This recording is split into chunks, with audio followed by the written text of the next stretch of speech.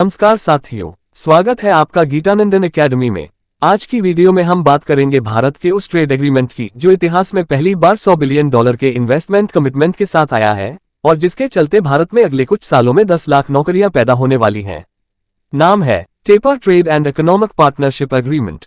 भारत और EFTA के बीच हुआ ये एग्रीमेंट पिछले 16 सालों से लटका हुआ था, पर अब स्विट्जरलैंड की संसद से मंजूरी मिल चुकी है और ये डील आखिरकार रेटिफाई हो गई है। EFTA क्या है?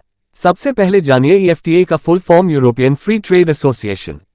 इसमें कुल 4 देश शामिल हैं: स्विट्जरलैंड, नॉर्वे, आइसलैंड, लिechtenstein, एक छोटा सा देश स्विट्जरलैंड और ऑस्ट्रिया के बीच।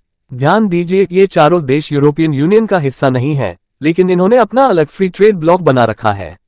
इनकी खास बात, ये सभी देश high income highly developed economies हैं, यानी भारत को यहां से एडवांस टेक्नोलॉजी, इन्वेस्टमेंट और एक्सपोर्ट के शानदार मौके मिल सकते हैं। टेपा का भारत के लिए महत्व। 1. Investment commitment. इस एग्रीमेंट के तहत EFTA देशों ने भारत में $100 बिलियन का निवेश करने का वादा किया है, जो कि बाइंडिंग है। पहले 10 साल में $50 बिलियन, अगले 5 साल में $50 बिलियन। अगर ये कमिटमेंट पूरा नहीं होता तो भारत टैरिफ रियायतें वापस ले सकता है।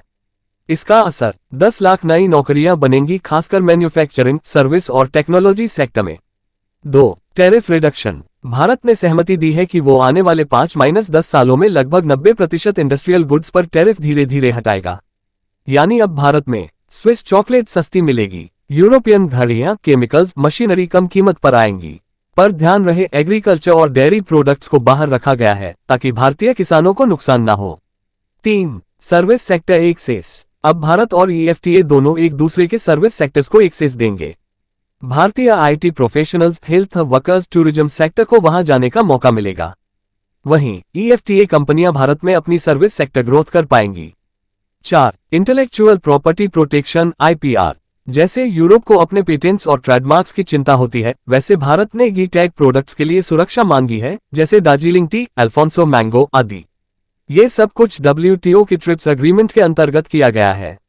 5. Sustainable development laws. इस एग्रीमेंट में साफ कहा गया है कि इन्वेस्टमेंट और ट्रेड के साथ साथ environment protection, labour standards, green technology, इन सभी का ध्यान रखा जाएगा। भारत और EFTA दोनों के लिए स्ट्रैटेजिक गेम चेंजर। भारत के लिए यह पहला ऐसा इन्वेस्टमेंट लिंक्ड ट्रेड एग्रीमेंट है। मेक इन इंडिया, मैन्युफैक्चरिंग और हाईटेक इंडस्ट्रीज को बूस्ट मिलेगा। भारत की ग्लोबल ट्रेड डिप्लोमेसी को एक मजबूत स्थिति मिलेगी। EFTA के लिए चीन से हटकर भारत में निवेश का विकल्प मिलेगा। 1.4 अरब की कंज्यूमर मार्केट में एंट्री आसान होगी और साथ में लीगल प्रोटेक्शन भी मिलेगा। चैलेंजेस क्या हैं? स्विट्जरलैंड में विरोध। कुछ सांसदों ने कहा कि भारत में लेबर लॉ और एनवायरनमेंट पर सवाल हैं, लेकिन फिर भी एग्रीमेंट पास हो गया।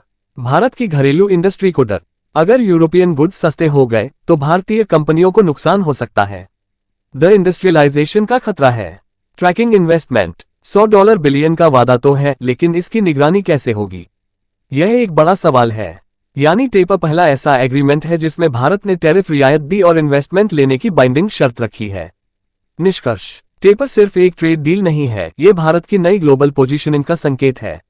भारत अब सिर्फ एक कंज्यूमर मार्केट नहीं, बल्कि एक ट्रस्टेड इन्वेस्टमेंट डेस्टिनेशन भी बन चुका है। धन्यवाद। जय हिंद।